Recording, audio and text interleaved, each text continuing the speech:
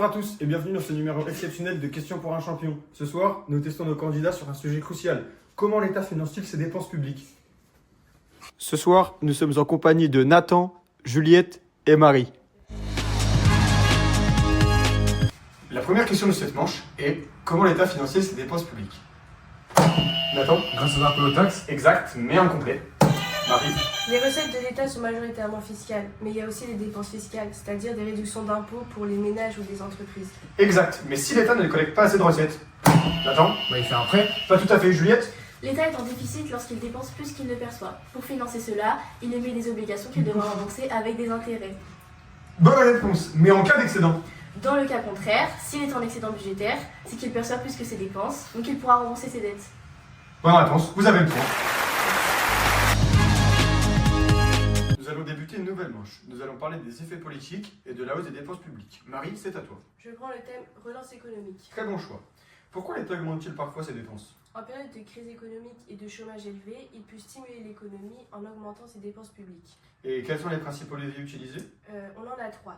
La hausse des prestations sociales, donc plus de pouvoir d'achat pour les ménages, la baisse des impôts, ce qui encourage la consommation, et les grands travaux, ce qui va créer des emplois. Très bien. Place à la troisième question. Qui est l'économiste à l'origine de cette théorie? C'est Keynes qui pense que l'État doit intervenir pour relancer l'économie. Bonne réponse. Enfin, quel est l'effet attendu sur le chômage? Les ménages consomment plus, les entreprises produisent plus et embauchent plus, donc le chômage est en baisse. Félicitations Marie, 4 bonnes réponses. Merci. Place désormais au face-à-face. Nous retrouvons Juliette et Nathan en finale. Le thème, les effets négatifs de l'augmentation des dépenses publiques.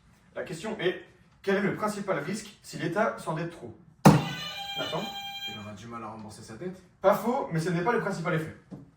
C'est l'effet d'éviction. Si l'État emprunte trop, il capte une grande partie de l'épargne, ce qui empêche les entreprises d'accéder au financement. Et place à la prochaine question. Pourquoi cela ralentit-il la croissance?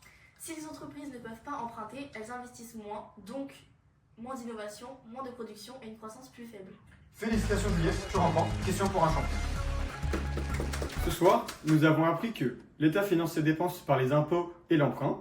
Il peut stimuler l'économie en augmentant ses dépenses, mais s'il emprunte trop, il risque l'effet d'éviction qui freinera sa croissance.